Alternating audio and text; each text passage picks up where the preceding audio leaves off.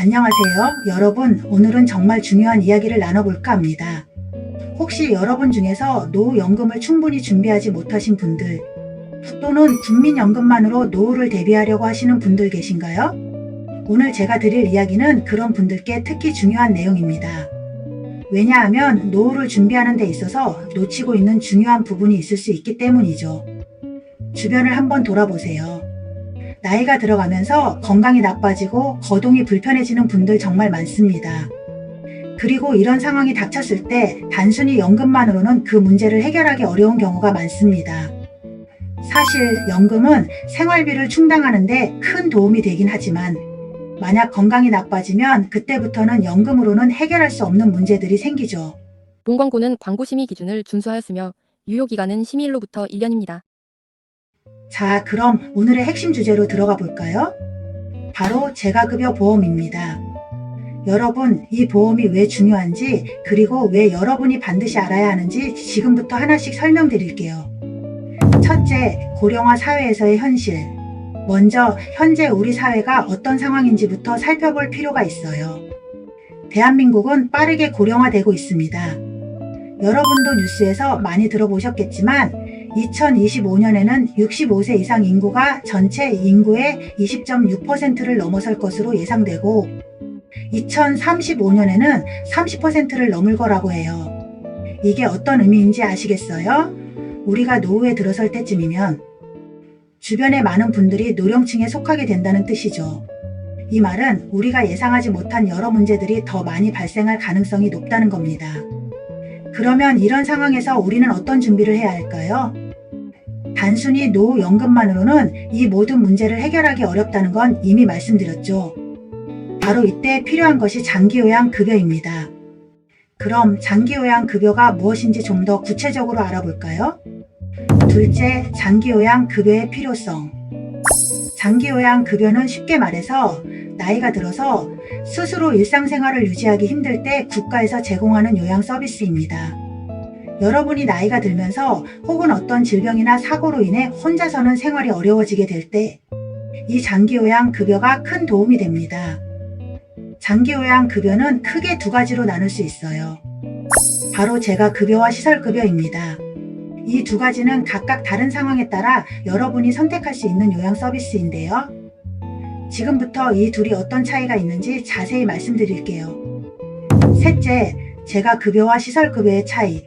먼저 재가급여부터 이야기해 볼까요? 재가급여는 말 그대로 여러분이 집에서 받을 수 있는 요양 서비스입니다. 여러분이 집에서 생활하시면서 필요한 돌봄을 받는 거예요. 예를 들어 요양보호사가 정기적으로 집에 방문해서 여러분을 돌봐주거나 집에서 목욕을 도와드리는 서비스도 있고 주야간 보호 서비스를 통해 낮이나 밤에 필요한 보호를 받을 수도 있습니다. 이런 서비스는 특히 집을 떠나기 힘들거나 집에서 가족들과 함께 생활하고 싶은 분들에게 매우 유용합니다. 예를 들어 치매 초기 단계이거나 관절염 같은 만성질환으로 거동이 불편해졌을 때 병원에 입원할 정도는 아니지만 그래도 일상생활을 혼자 하기 어려운 상황에서 이 재가급여 서비스가 정말 큰 도움이 되죠. 반면 시설급여는 무엇일까요? 이건 여러분이 요양시설에 거주하면서 받는 서비스입니다. 즉, 집이 아닌 전문 요양시설에 입주해서 그곳에서 제공하는 모든 요양 서비스를 받는 겁니다. 예를 들어 혼자서는 도저히 생활이 불가능한 상황이거나 치매가 심해져서 더 이상 가족들이 돌볼 수 없는 경우에 요양시설에 입주해 거기서 돌봄을 받는 겁니다. 이렇게 재가급여와 시설급여는 각각 다른 상황에서 필요한 서비스를 제공하는데요. 여기서 중요한 건 여러분이 이 두 가지 중 어떤 서비스를 선택할 수 있느냐는 장기요양 등급에 따라 결정된다는 겁니다. 넷째, 장기요양 등급의 중요성. 장기요양 등급은 국민건강보험에서 제공하는 평가 시스템으로 여러분이 얼마나 요양이 필요한지에 따라 1등급부터 5등급까지 나누어집니다.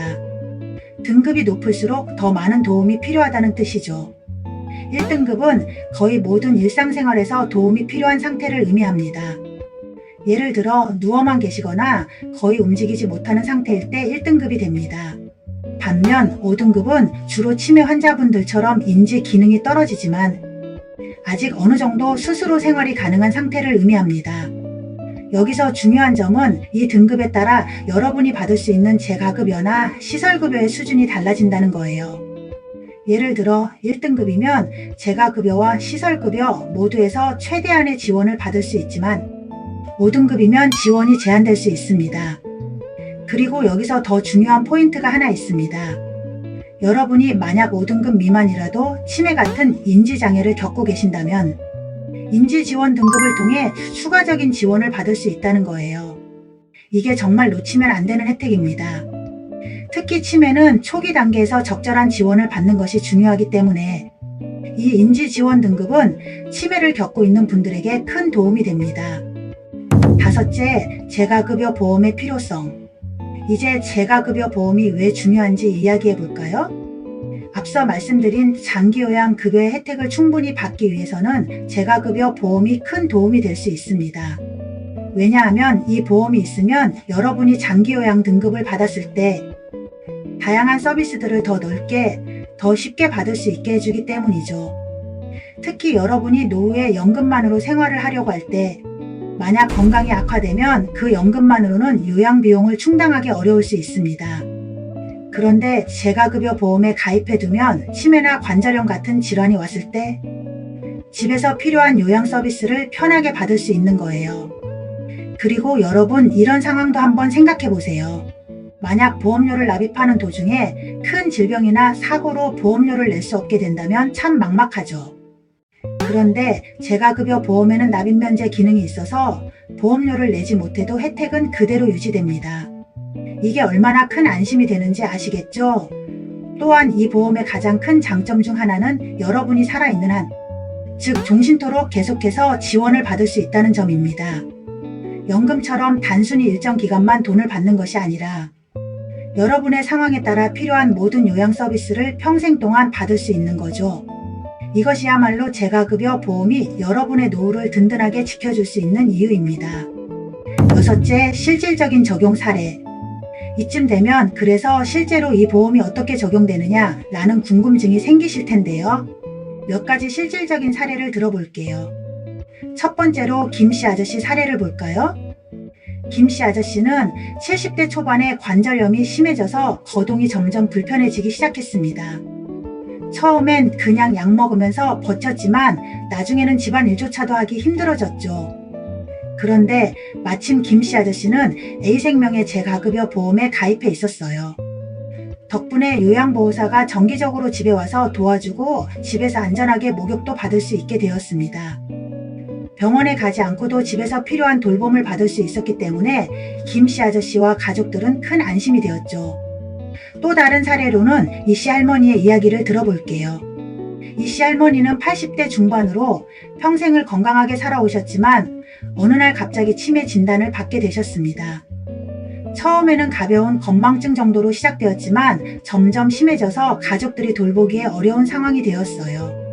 이럴 때 많은 분들이 요양시설에 들어가는 것을 고민하게 됩니다.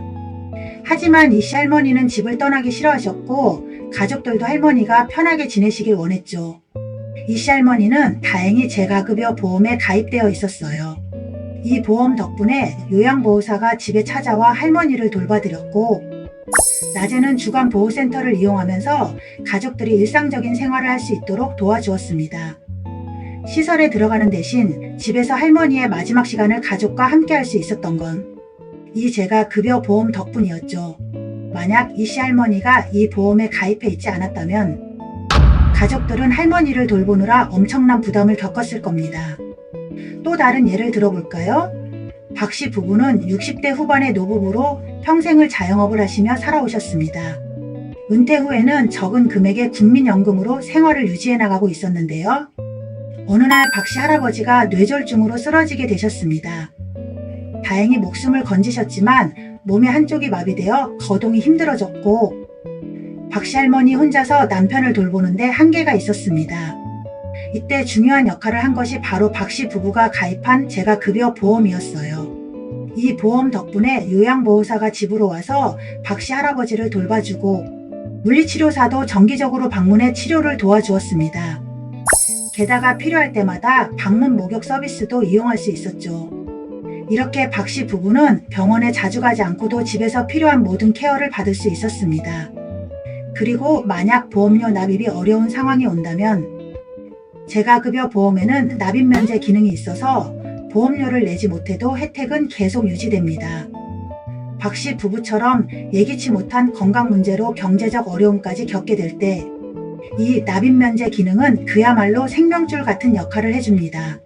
마지막으로 최 씨 아저씨의 이야기를 들어볼까요? 최 씨 아저씨는 50대 후반에 사업 실패로 큰 손실을 입고 노후 대비를 거의 못한 채로 60대 중반을 맞이했습니다. 국민연금만으로는 기본적인 생활비도 빠듯했죠. 그런데 65세가 되자마자 관절염이 심해져서 혼자서는 생활이 어려운 상황에 처했습니다.